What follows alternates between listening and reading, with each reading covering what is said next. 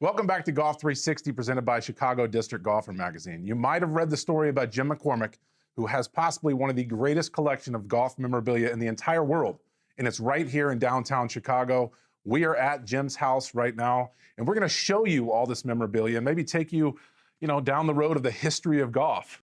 Golfing sort of emerged 1600s, maybe, certainly 1700s, and by the 1800s was quite established.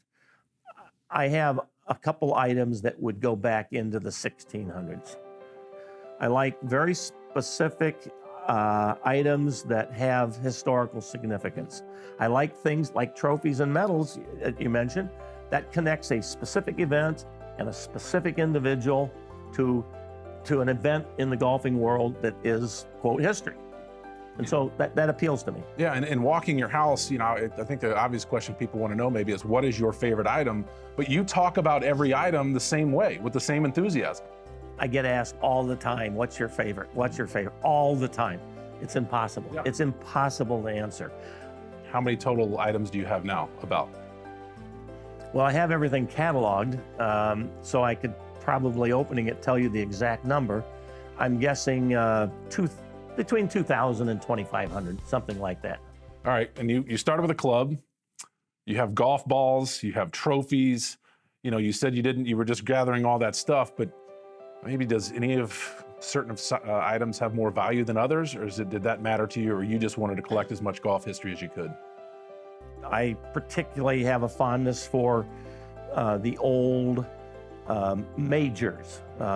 Willie Park Jr., he won the British Open back in the 80s twice, and I have one of his medals from a win. I have Gene Sarazen's gold medal from his famous 1935 Masters, the shot heard around the world. When it comes to clubs, I like I have a fondness for the very old, the 17th century, the 18th century items. There's so few of them. When it comes to clubs also, I like personal association, meaning, I have Harry Vardon's putter that he used, by the way, signed with a signed letter from him attesting that he used in winning the 1914 Open. When it comes to balls, my collection of feather balls. I'm not sure there's another place in the world that you can see more specifically stamped, named featheries than you can here.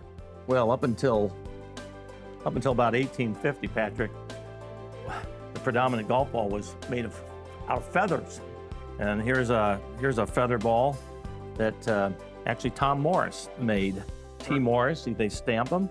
Extremely expensive.